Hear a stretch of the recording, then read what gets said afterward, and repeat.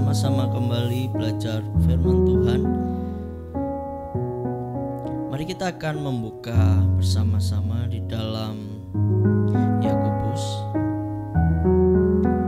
pasal yang kelima. Yakobus pasal yang kelima, kita baca mulai dari ayat 15 dan 16. Yakobus pasal 5 ayat 15 dan 16. Saya akan membacakannya bagi Bapak Ibu Saudara sekalian. Dan doa yang lahir dari iman akan menyelamatkan orang sakit itu, dan Tuhan akan membangunkan dia. Dan jika ia telah berbuat dosa, maka dosanya itu akan diampuni. Karena itu hendaklah kamu saling mengaku dosamu dan saling mendoakan supaya kamu sembuh. Doa orang yang benar bila dengan yakin didoakan sangat besar kuasanya. Ya Bapak Ibu Saudara sekalian, saya percaya kita sudah sering sekali membaca ayat ini. Tapi mari kita kembali merenungkan kembali apa yang bisa kita ambil, kita pelajari dari firman Tuhan ini. Ya Bapak Ibu Saudara sekalian, kita manusia itu disebut dengan makhluk sosial. Artinya kita tidak dapat hidup sendiri. Kalau ada yang bilang, itu Adam pernah hidup sendiri, benar. Tapi Tuhan juga mengatakan tidak baik kalau manusia itu hidup seorang diri. Kita memerlukan orang lain, dan juga kita ini juga diperlukan oleh orang lain. Nah, kita harus sadar bahwa kita ini selain memerlukan orang lain, tapi kita ini juga diperlukan oleh orang lain. Nah, itulah mengapa manusia itu disebut makhluk sosial, makhluk yang saling berinteraksi. Nah, kalau kita hidup sendiri itu tidak akan mungkin. Nah, kalau kita hidup sendiri mungkin kita merasa kosong, merasa kesepian, karena salah satu kebutuhan manusia itu berelasi atau Nah, lalu bagaimana kalau manusia hidup sendiri? Ya masih bisa hidup, karena ada satu relasi yang paling dasar, yaitu adalah kita berelasi dengan Tuhan. Relasi paling dasar adalah kita dengan Tuhan Allah, tetapi juga setelah itu kita juga dengan sesama manusia. Nah, kalau dengan hewan ya nggak apa-apa, itu tambahan. Yang punya peliharaan ya boleh untuk kesenangan. Dalam kekristenan firman Tuhan juga memperlihatkan hal yang sama, pola relasi yang sama juga terjadi di dalam tubuh Kristus atau gereja Tuhan.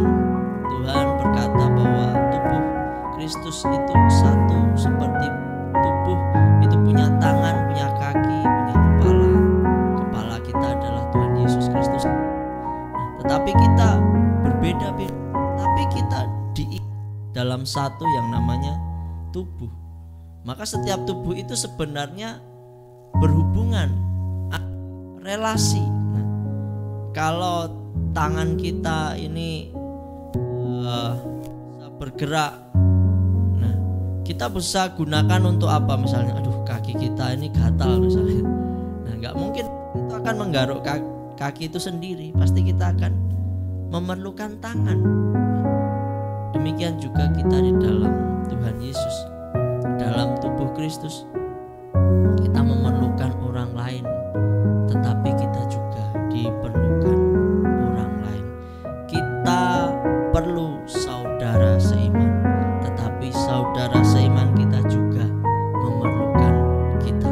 Bapak Ibu Saudara sekalian, mari kita bangun kesadaran ini sehingga kita tidak menjadi orang yang pasif, tidak melakukan apa-apa atau masa bodoh, tetapi kita mulai melihat dan mulai berfungsi sesuai apa yang menjadi fungsi dalam kehidupan kita, apa yang Tuhan percayakan. Nah, kehidupan kekristenan kita itu, ya saya bisa diumpamakan seperti pohon ya. Tidak begitu langsung terjadi pohon yang besar, menjadi pohon yang besar. Pasti semuanya itu bertumbuh. Mungkin ada yang dari biji atau yang kecil, tapi semuanya itu pasti mengalami. Nah, pertama mungkin dari kecambah ya, kecambah sebuah butir-butir atau apa ya namanya, ya misalnya butiran padi misalnya, dari bulir-bulir padi terus berdaun. Setelah itu mulai daunnya lebat. Nah, setelah lebat, daun itu mulai dari dalamnya keluar buah-buah. Demikian juga kita orang Kristen, kita juga mengalami pertumbuhan. Nah, di dalam pertumbuhan kita itu adalah satu proses yang panjang, sehingga di sini kita perlu melihat bahwa kita memerlukan orang lain untuk bertumbuh. Kita tidak bisa bertumbuh sendiri. Nah, kalau Tuhan pernah memberi perumpamaan tentang kerajaan Allah itu seumpama biji sesawi ya. Biji sesawi itu dikatakan biji yang sangat kecil, tapi Tuhan mengatakan tetapi biji sesawi itu akan bisa menjadi pohon yang besar, bahkan burung-burung bisa bersarang di situ. Nah, artinya kita mulai semuanya dari kecil, tidak ada yang langsung menjadi hebat, tetapi kita bertumbuh bersama-sama. Nah, di sini kita penting untuk sadar bahwa di dalam pertumbuhan kerohanian kita tidak terlepas dari yang namanya relasi dengan saudara seiman. Kita memerlukan saudara seiman.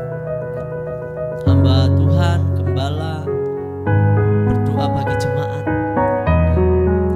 pelayan berdoa bagi jemaat, tetapi jemaat juga perlu berdoa buat Tuhan, dan juga pelayan-pelayan Tuhan.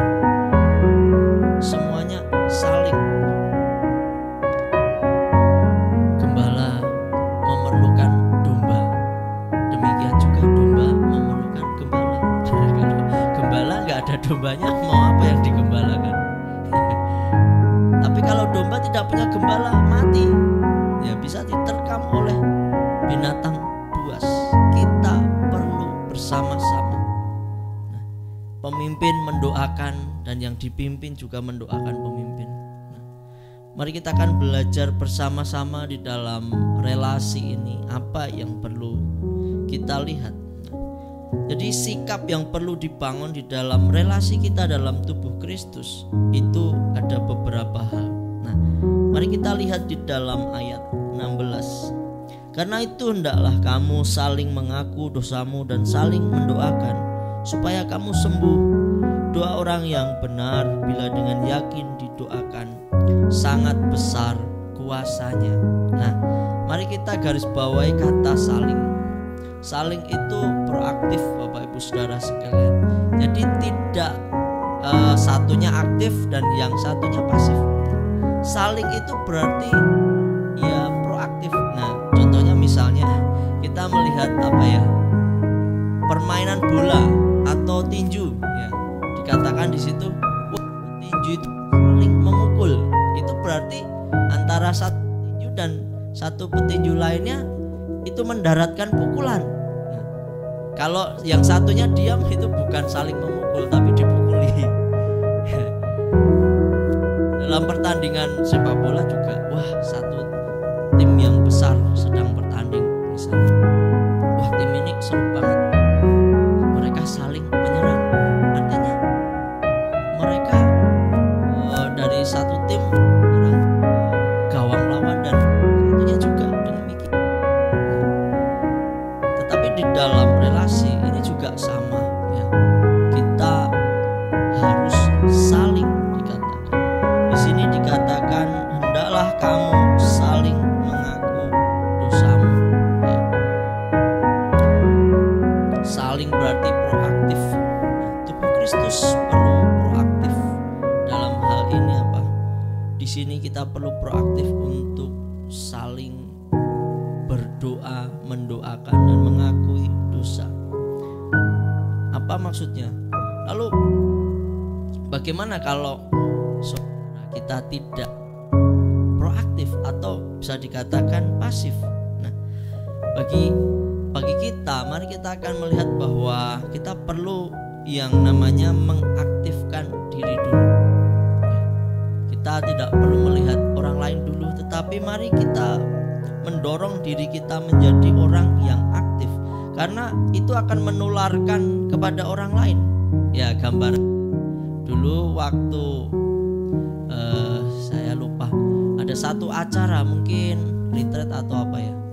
Nah, salah satu mobil di gereja kita itu macet, akinya habis atau ngedrop. Nah, lalu gimana? Waduh, ini nggak ada bengkel di daerah situ. Lalu apa yang terjadi? Nah, ambil satu mobil lagi, diberi aliran listrik di mobil yang satunya. Saya nggak tahu itu jumper atau apa ya. Nah, di jumper. Nah, akhirnya apa? Aki yang tadi mobilnya akinya habis itu jadi bisa menyala lagi, Bapak Ibu Saudara sekalian. Nah, gara-gara satu mobil yang tadi nyala, lalu disambungkan ada aliran listrik itu ke mobil yang akinya mati, akhirnya mobil yang akinya mati itu bisa menyala lagi, aktif lagi. Nah, ini pentingnya kita menyadari bahwa di dalam kita gereja Tuhan, kita perlu menjadi orang yang aktif. Nah, supaya ketika kita melihat saudara seiman kita sedang pasif, sedang tidak menyala, kita bisa menyalakannya, Bapak Ibu Saudara sekalian. Kita tidak boleh hanya pasif, diam.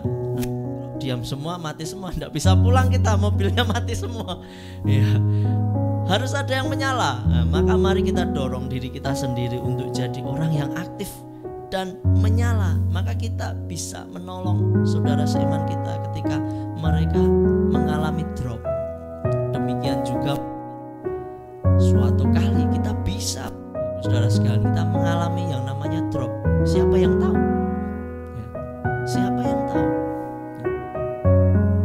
Tapi kita harus senantiasa berusaha untuk terus menyala-nyala dalam Tuhan, menyala-nyala dalam Tuhan. Nah, tetapi seringkali dalam kehidupan ini kita tidak luput dari pencobaan.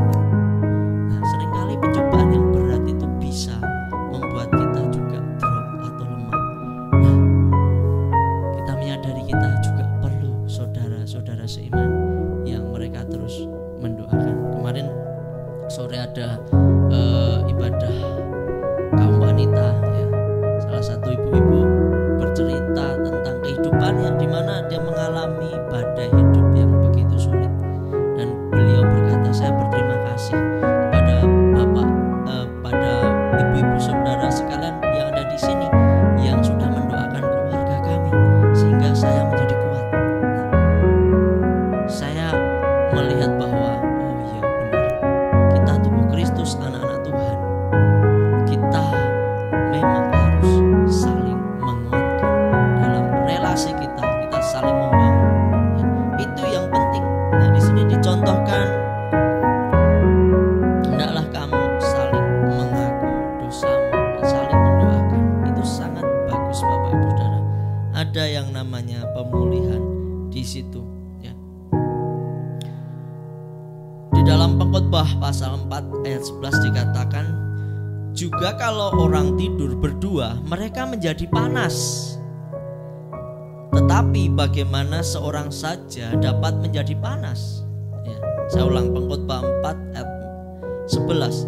Juga kalau orang tidur berdua, mereka menjadi panas. Tetapi bagaimana seorang saja dapat menjadi panas?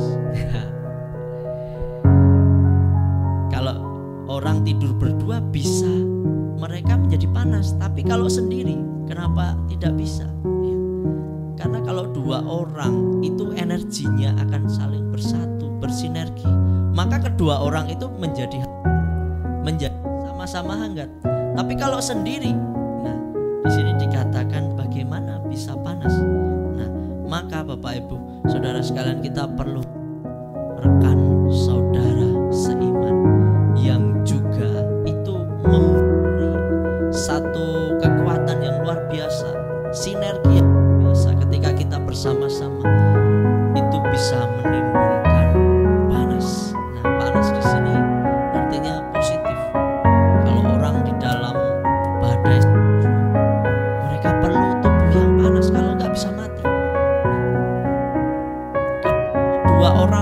orang itu bisa selamat karena tubuhnya panas terus sampai mungkin badai saljunya berakhir.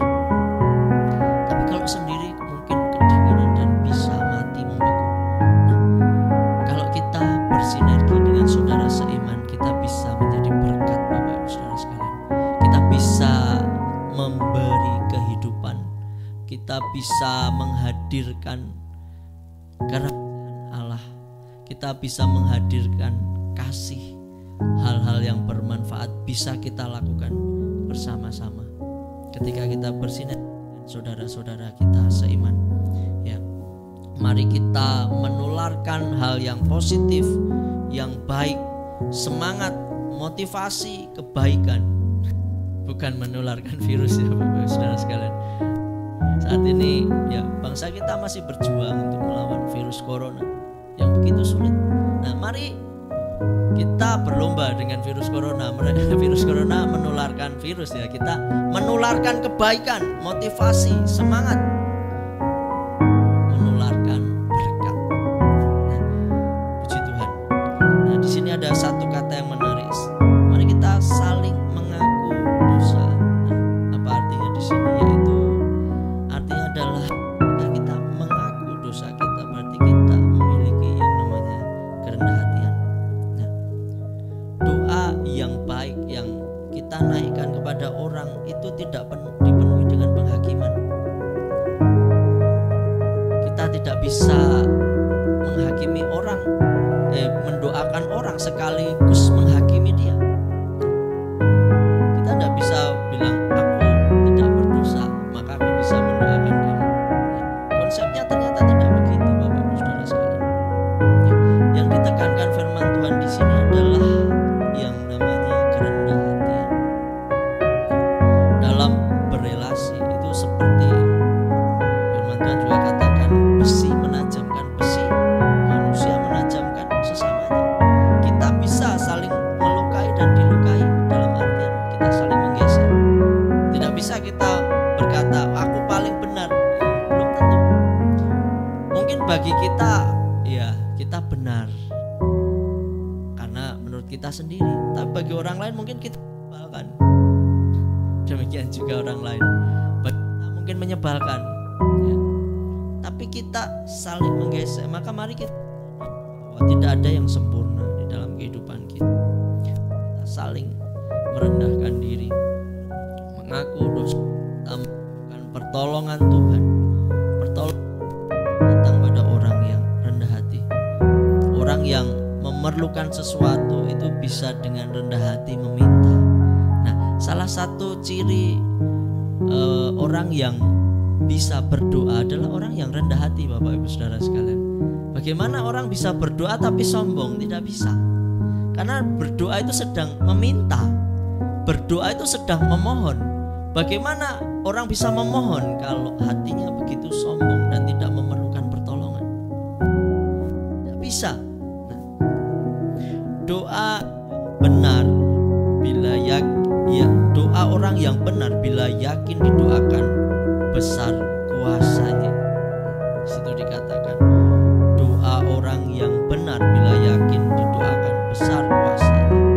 Dan dalam relasi kita perlu yang namanya aktif untuk saling mendoakan, aktif untuk memperhatikan di dalam yang namanya doa. Dan ternyata doa itu perlu yang namanya kerendahan hatian. Tanpa kerendahan hatian kita tidak bisa dan mau berdoa bagi orang lain. Saya yakin mungkin kita mau berdoa bagi orang lain sedangkan kita merasa tidak memerlukan orang lain. Nah, mari kita lihat cara Tuhan membenarkan orang. Nah, konsep apa yang di sini orang benar? Nah, firman Tuhan katakan, nah, orang benar adalah orang yang dibenarkan Tuhan. Apakah kita benar-benar jadi orang benar? Saya yakin tidak, karena kita ini bisa seringkali berdosa. Tetapi yang membuat kita menjadi benar, orang benar, itu karena pembenaran Tuhan. Nah, mari kita lihat di dalam Lukas pasal 8. Di situ kita membaca mulai dari ayat 10 ya. Ini cukup panjang saya membacakannya. Ada dua orang pergi ke bait Allah untuk berdoa. Yang seorang adalah Farisi dan yang lain pemungut cukai. Ya, Lukas 18 mulai ayat 10. Sekarang ayat 11. Orang Farisi itu berdiri dan berdoa dalam hatinya begini, "Ya Allah, aku mengucap syukur kepadamu karena aku tidak sama seperti semua orang lain.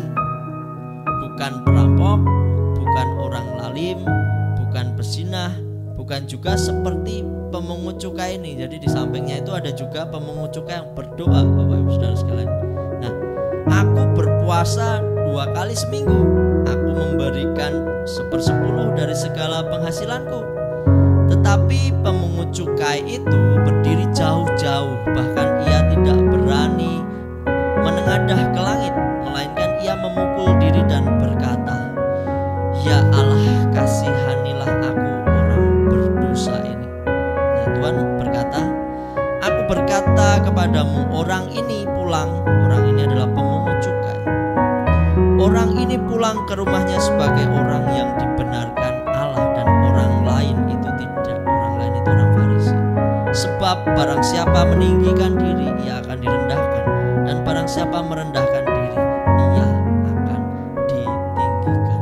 Ya, maka Bapak Ibu Saudara sekalian, mari kita datang kepada Tuhan untuk dikasihani Tuhan, mengaku dosa kita di dalam doa. Ya, kuasa dari pembenaran Allah membuka banyak berkat. Mari kita datang untuk dibenarkan dan diluruskan Tuhan dengan kerendah hatian. Kita bawa doa-doa kita untuk bangsa kita, untuk saudara-saudara kita seiman, dengan penuh kerendah hatian, dengan rasa dimana kita membutuhkan sekali pertolongan Tuhan. Maka di situ Tuhan mengatakan, ya, orang itu dibenarkan. Karena apa? Ya, orang yang dibenarkan itu ternyata orang yang rendah hati. Ada satu korelasi di sini. Nah, luar biasa. Nah, lalu kita juga bisa melihat lagi di dalam satu kisah di dalam firman Tuhan. Saya akan membacakannya, kisah di mana ada seorang ibu yang anaknya mengalami sakit, tetapi Tuhan menyembuhkannya. Bagaimana itu bisa terjadi? Karena ada satu kerendah hati. Tetapi Tuhan Yesus menjawab, "Tidak patut mengambil roti yang disediakan bagi anak-anak dan melemparkannya kepada anjing." Lalu kata perempuan itu, "Benar Tuhan, namun anjing itu makan remah-remah yang jatuh dari meja tuannya." Maka Tuhan Yesus menjawab dan berkata kepadanya, "Hai ibu, besar imanmu, maka jadilah kepadamu seperti yang kau kehendaki." Dan seketika juga anaknya sembuh. Nah, ada korelasi antara iman yang besar dengan kerendah hatian. Ibu ini disebutkan Tuhan anjing. Nah, tidak baik memberikan roti kepada anjing. Nah, tetapi ibu ini menjawab, "Ya Tuhan, tetapi anjing memakan dari remah-remahnya." Wah, Tuhan melihat satu kerendah hatian dari ibu ini. Kerendah hatian itu juga mencerminkan satu iman, Bapak Ibu Saudara sekalian. Iman percaya bahwa Tuhan itu akan menolong. Ibu ini punya iman bahwa Tuhan ini akan mengasihani saya. Luar biasa. Dan doa yang lahir dari iman akan menyelamatkan orang sakit, dan Tuhan akan membangunkan dia. Dan jika ia telah berbuat dosa, maka dosanya itu akan diampuni. Itu di ayat 15. Jadi doa yang lahir dari iman percaya yang penuh, kita bisa melihatnya di dalam iman itu ada kerendah hatian, percaya penuh bahwa Tuhan itu bisa. Makanya bagaimanapun Tuhan mau memperlakukan dia, mengatakan bahkan ibu ini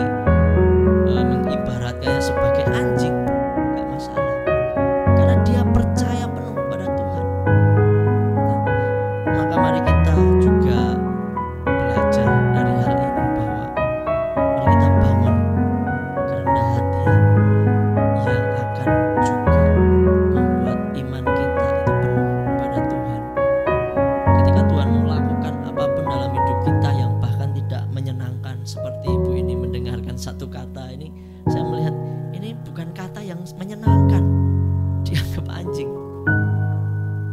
Tetapi itu tidak masalah bagi ibu itu, karena ada satu pengharapan yang lebih besar dari sekedar mempermasalahkan bahwa dia dianggap sebagai anjing.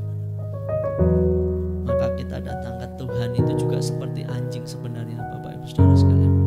Seperti anjing yang menjilat, menyembah tuannya.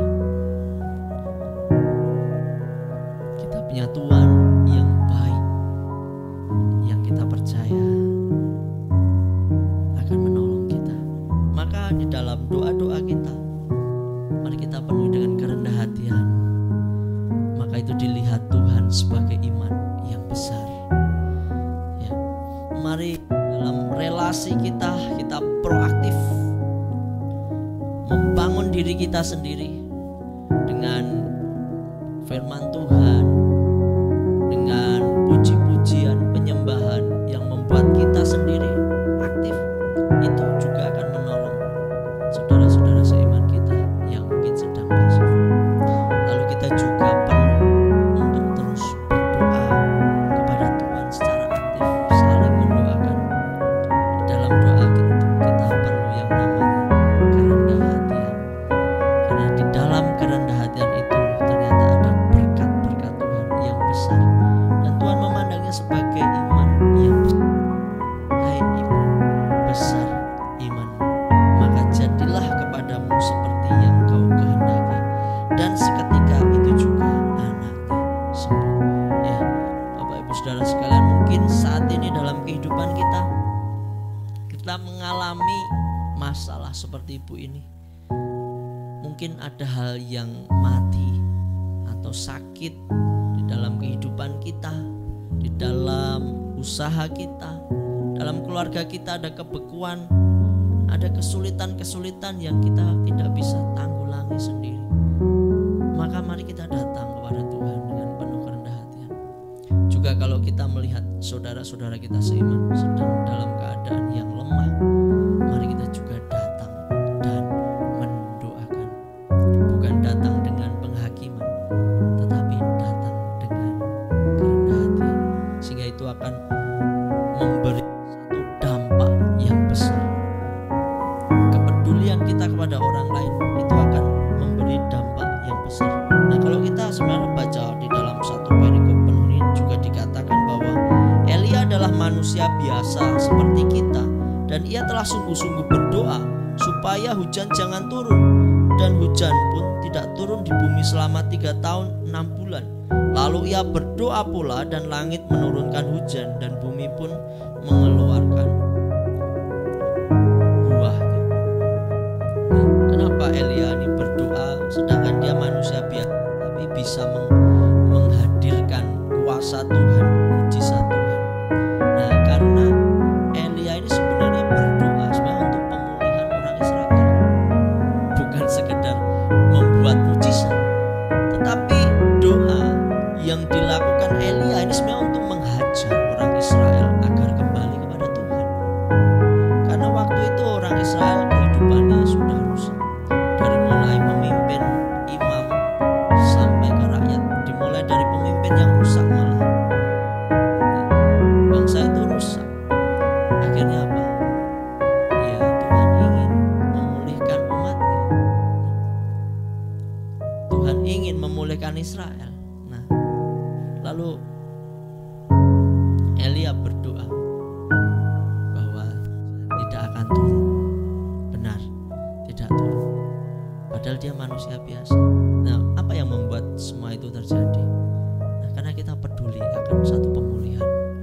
Bapak Ibu Saudara sekalian, kalau kita peduli akan pemulihan bangsa kita, pemulihan keluarga-keluarga di dalam gereja kita, rekan-rekan kita, pemulihan negeri ini.